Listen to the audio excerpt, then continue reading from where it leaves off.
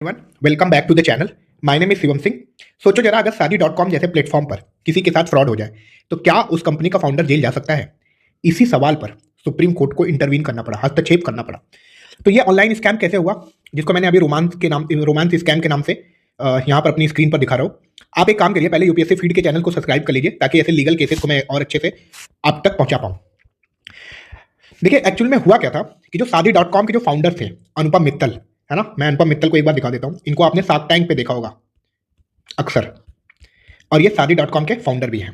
ठीक, तो ये अनुपम मित्तल, इन्हीं के साथ, इन्हीं की कंपनी के खिलाफ जो है केस हुआ है। अब इंडियन एक्सप्रेस में हेडिंग थी, वाई शादी dot com founder got relief from supreme court, romantic fraud and platform liability, है ना।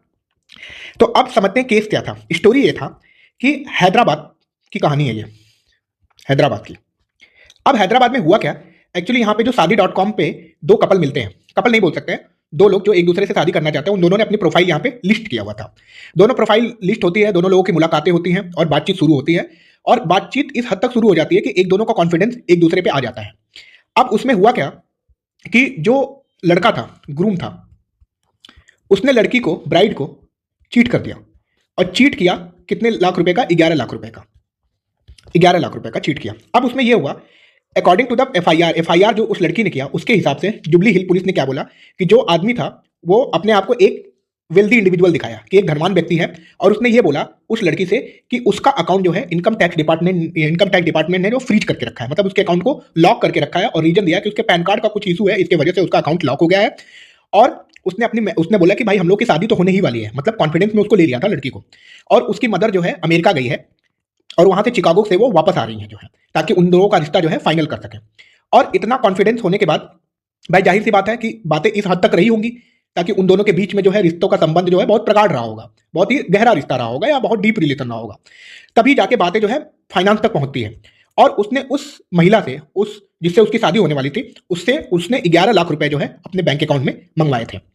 अब हुआ क्या कि जब when the meeting with mother never happened, भाई उसकी माँ तो कभी मिली नहीं, लड़के की माँ लड़की से, क्योंकि लड़की को प्रॉमिस किया गया था लड़के के द्वारा कि भाई मम्मी आएंगी, उसके बाद फिर हम लोग का रिश्ता आगे बढ़ेगा, और माँ हमारी अमेरिका से आ रही है। पर ऐसा हुआ नहीं जैसा उसने प्रपोजल दिया था।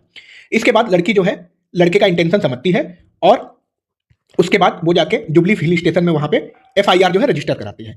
फिर जो आदमी रहता है, जो ग्रूम रहता है, उस ग्रूम ने जो है लड़की के फोटो को जो है बोला कि मैं इलीगल वेबसाइट्स पे डाल दूंगा, और थ्रेटन किया, उसको धमकी दिया कि तुम्हारी फोटो का जो है कंटेंट, न्यूड कंटेंट या सेक्सुअली एक्सप्लॉइटेड करने की उसने धमकी दी सोशल मीडिया पे। और अगर बोला कि अगर आप ऐसा करने से बचना चाहते हो तो आप मेरे को 10 लाख रुपए और दीजिए। अब इसमें एक बड़ा इंटरेस्टिंग सा एंगल आ जाता है। लड़की ने केस किया लड़के के खिलाफ, पर जो एफआईआर रजिस्टर्ड हुआ उसमें ये भाई साहब अनुपम मित्तल फंस जाते हैं, जो कि शादी डॉट कॉम के फाउंडर है, उस प्लेटफॉर्म के संस्थापक है। अब भाई शार्क टैंक पे इनका एक अच्छा सा डायलॉग है, जरा सरल तरीके से समझाइए। ठीक है, मैं सरल तरीके से अनुपम जी आपको एक्सप्लेन करता हूं। तो अनुपम जी के साथ सरल तरीके से ये हो गया कि एफआईआर रजिस्टर हुई 25 तारीख को, और उस एफआईआर ने रजिस्टर, देखो डायरेक्टली मित्तल साहब का नाम नहीं था, है ना, directly did not name Mittal, only again the eligible fraudster, जिसने फ्रॉड किया था उसके। लेकिन इन्वेस्टिगेशन जब हुआ, जब जांच हुई, तो हैदराबाद की जो पुलिस थी उसने मित्तल साहब को बुक कर लिया, उन्होंने उनको जो है समन कर दिया। अब पुलिस ने क्या हुआ, पुलिस ने का कहना यह है कि भाई जो शादी डॉट कॉम वाला जो प्लेटफॉर्म है, वो वेरिफिकेशन वाला जो प्रोसेस होता है उसमें प्रॉपरली फेल हो गया, उचित तरीके से वो फेल हो गया। फेल क्या हुआ कि जब भी हम शादी डॉट कॉम पे प्रोफाइल बनाते हैं, जैसे ये ग्रूम होता है, तो ग्रूम अपनी डिटेल डालेगा। अब ये डिटेल्स जो शेयर होगी वो ब्राइड के पास हो जाएंगी। तो अब एक बात बताइए, ये ब्राइड है, ये ग्रूम है, इन दोनों के बीच जो डिटेल शेयर हो रही है, तो उसमें जो शादी डॉट कॉम वाला जो प्लेटफॉर्म है, वो प्लेटफॉर्म, ये फर्स्ट पार्टी, ये सेकंड पार्टी, तो ये थर्ड पार्टी की तरह काम किया। मतलब इन दोनों के बीच में इंटरमीडिएट जो बोला जाएगा वो होगा शादी डॉट कॉम का प्लेटफॉर्म। अब पुलिस का कहना यह था कि ये जो थर्ड पार्टी है, जो इंटरमीडिएटरीज है इन दोनों के बीच में, जिसने इन दोनों का मैचअप कराया है, इसने, जो ये ग्रूम है, इसकी प्रोफाइल का वेरिफिकेशन सही तरीके से नहीं किया। देखो पुलिस का भी कहना सही था। इट मीन्स कि whatever the document you are uploading on the website या uploading on the application, they should be checked and investigated by the Shaadi dot com person, जो कि वहां पे जो बैठ के वो मैनेज कर रहे हैं। लेकिन शादी डॉट कॉम वाले जो पर्सन थे, उन्होंने उसको शायद प्रॉपर्ली तरीके से इन्वेस्टिगेट नहीं किया, ये कहना था पुलिस का, हैदराबाद पुलिस का। Hyderabad police is also right, अपने जगह पे सही है। अब उसके बाद उसने बोला कि the police sought to hold a platform manage criminal. अब वहां पे उसने बोला कि जो यहाँ प्लेटफॉर्म के जो लोग हैं वो भी क्रिमिनली लाइबल है इस फ्रॉड के एक्शन के लिए।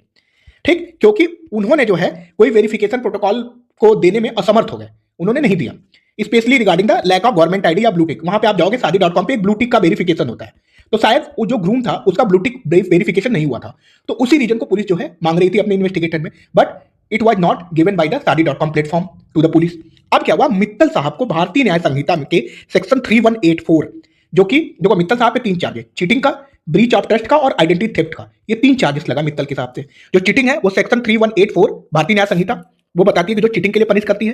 सेक्शन 3162 316 के भाग 2 में क्या लिखा है, विच penalises criminal breach of trust, जो ट्रस्ट ब्रीच हुआ है उसको क्रिमिनलाइज करता है सेक्शन 3162। तो यूपीएससी के एंगल से ये दोनों तीनों चीजें इंपॉर्टेंट हो जाती है।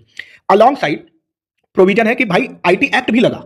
आईटी एक्ट क्यों लगा, क्योंकि आइडेंटिटी छुपा के रखी गई, क्योंकि ये काम किया जा रहा है प्लेटफॉर्म के थ्रू, एक आईटी हैंडल मीडिया के थ्रू किया जा रहा है, सोशल मीडिया के थ्रू किया जा रहा है, तो इसको गवर्न करने के लिए जो इनकी आइडेंटिटी का प्रोसेस होगा उसको गवर्न करेगा आईटी एक्ट हमारा, चीटिंग बाय पर्सोनेशन। अब इसके बाद जो है मित्तल के जो भाई, मित्तल बड़े आदमी, मित्तल साहब का एडवोकेट है ना नदकर्णी, इन्होंने आर्गू किया कि भाई आप पर्टिकुलर जो सीईओ को आप लायबल ठहरा रहे हो वो लीगली अनसस्टेनेबल है। कैसे भाई लीगली अनसस्टेनेबल है? अब इसमें हम देखते हैं कि जो ये डिफेंस है, डिफेंस ने हवाला दिया, प्राइमरी डिफेंस ने section 79 of the IT act, है ना, section 79 of the IT act, it is important for UPSC angle. यहां पे आपको इस चीजों को नोट करना पड़ेगा, और एक जनरल पब्लिक के हिसाब से जो है ये भी चीजें जो है हम आपको बताना चाहते हैं।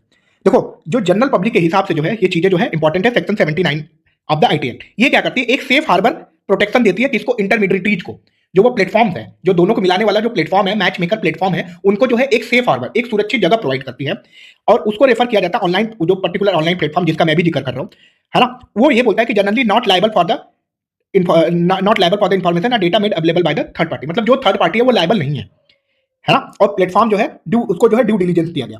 अब इसके बाद हुआ क्या, मित्तल का पेटिशन हाईलाइट किया गया कि भाई ये तो जो ये शादी.com है ये तो मैचिंग करा रहा है, एक यहां दो यहां, एक ब्राइड एक ग्रूम, इन दोनों का मैचिंग हो रहा है एक पर्टिकुलर प्लेटफॉर्म से, और जबकि जो मनी लिया गया वो इस प्लेटफॉर्म के बियॉन्ड हो रहा है। देखो इसने बोला कि जो फाइनेंशियल ट्रांजैक्शन हुआ है वो जो है वाया व्हाट्सएप या बैंक अकाउंट के थ्रू हुआ है, तो आप मित्तल साहब का वकील बोला कि भाई मित्तल साहब फिर कैसे जो है लायबल हुए, ये जवाब उसने कोर्ट से मांगा जो है, ठीक।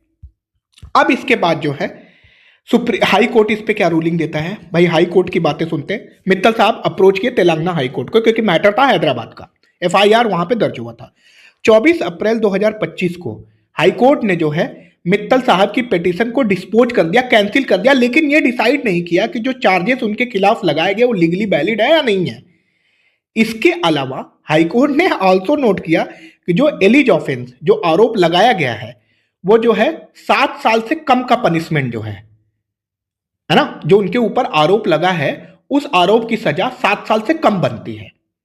अच्छा, हाईकोर्ट ने यहां काफी वेग सा जजमेंट दिया, कोई क्लियर गाइडलाइन यहां पे नहीं बताई।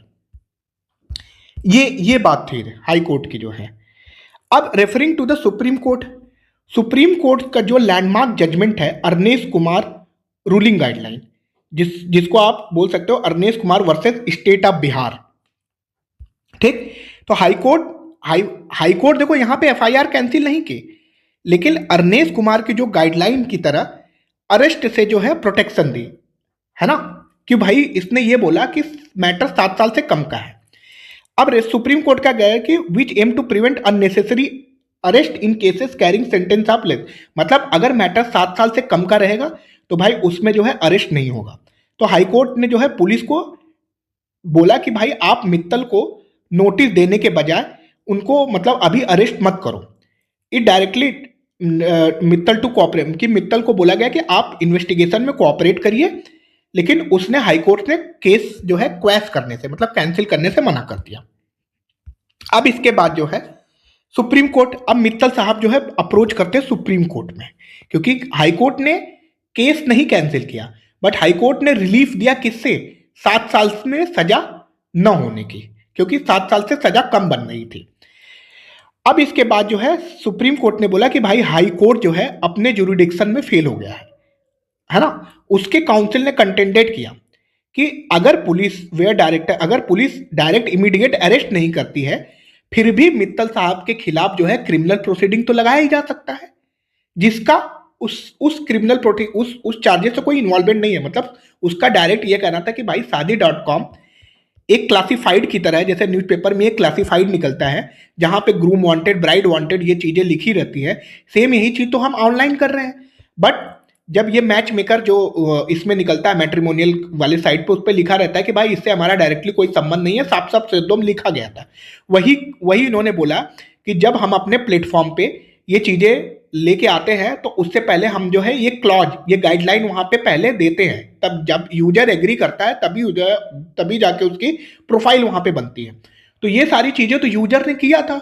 उस यूजर जो है, जब यूजर ने ही गलती किया, और मित्तल साहब का डायरेक्टली कोई कनेक्शन नहीं, क्योंकि हमने तो सारा क्लॉज अपने हिसाब से स्पष्ट किया था।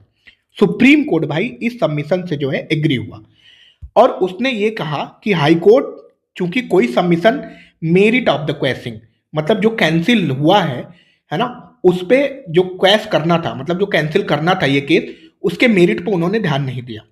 और ये हाई कोर्ट जो है फेल हो गया है कि whether the allegation in the FIR, if अगर उसको जो एफआईआर में जो एलिगेशन लगाया गया अगर उसको ट्रू माने, सत्य माने, है ना, और जो कि मित्तल साहब जो है क्राइम कमिट करते हैं, तो इसने बोला कि court can not dismiss a petition solely because the potential punishment is light, it must determine if the accused should be prosecuted at all, है ना। कोर्ट ने मित्तल को बोला कि इन्वेस्टिगेशन में जो है कोऑपरेट करने के लिए, और कोर्ट ने बोला कि भाई अभी मित्तल साहब को तुरंत जो है अरेस्ट नहीं करना। ये कहानी हो गई जो है, ठीक। फिर उसके बाद जो है हाई कोर्ट के ऑर्डर, फिर सुप्रीम कोर्ट ने हाई कोर्ट को जो है रेफर कर दिया, फिर हाई कोर्ट के पास गया, हाई कोर्ट ने मैटर को वापस से सुना और decided specifically whether the FIR against should be question based on the law and fact. भाई उसने ये बोला कि लॉ और फैक्ट के बिहाफ पे इस एफआईआर को क्वेश किया जाए, कैंसिल कर दिया जाना चाहिए भाई, टू इंश्योर, ये इंश्योर किया जाए कि भाई मित्तल को हरासमेंट ना हो इस प्रोसेस के दौरान। और सुप्रीम कोर्ट ने जो है उनको एक इंटरिम प्रोटेक्शन दे दिया 8 वीक का, मतलब मित्तल साहब को अभी 8 वीक का जो है इंटरिम प्रोटेक्शन दिया गया है। अब देखते हैं इसके आगे क्या आगे की रूलिंग्स आती हैं। तो ये केस काफ़ी इंटरेस्टिंग था कि भाई शादी.com पे भी ऐसे फ्रॉड हो रहे हैं। ऐसे ही केसेस जानने के लिए चैनल को लाइक और सब्सक्राइब करिए, और आपका कमेंट क्या है ऐसी इन चीज़ों पे, आप अपने कमेंट्स को जो है यूट्यूब में पब्लिश करिए। Thank you.